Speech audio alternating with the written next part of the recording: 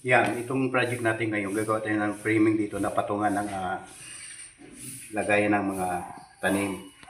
Itong framing gagawin natin, gamit natin dito, yung 1x2 na angle bar. Kung ito flooring na niya ngayon dito, ito flooring, ngayon, ito dito ng riser, ang height ng riser dito, 10 inches. Pagdating naman dito sa landing, 9 inches. Riser ulit tayo pataas, 10 inches. Landing naman tayo dito, 9 inches. So ito framing natin, patungan natin ng tanim. Kasi dito natin ilagay yung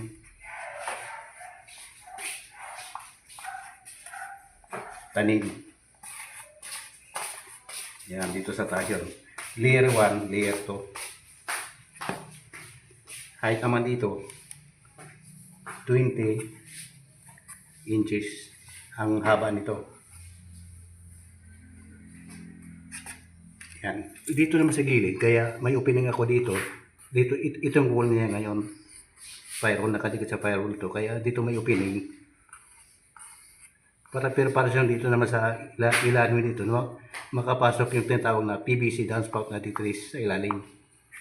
Ito na gagawin natin ngayon.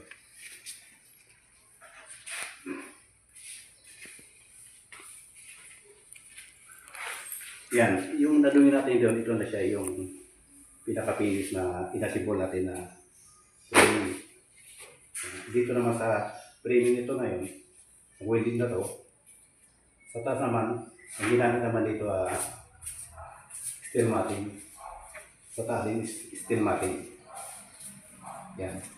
At abangan nyo lang mga susunod namin kung may kabit na namin sa pinaka-piston niya,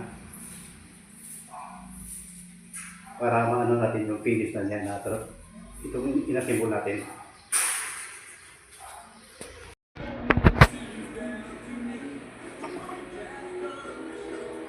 Yung assemble natin na frame natin na patungan ng mga tanim. Yan, nakabit na natin yan. Yan na siya ngayon. May mga patong ng mga tanim. Yan. Ayos.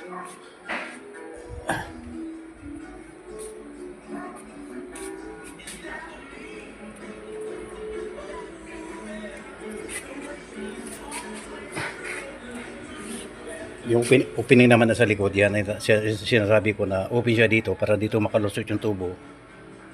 Galing sa gutter na tubo na yan, pinalapad dito. Doon inano doon sa catch basin. Para di maglas ang tubig. Yan.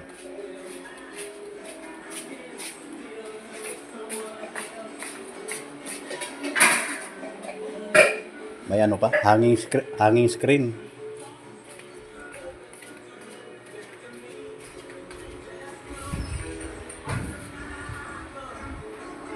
Ayan. Tapos na din.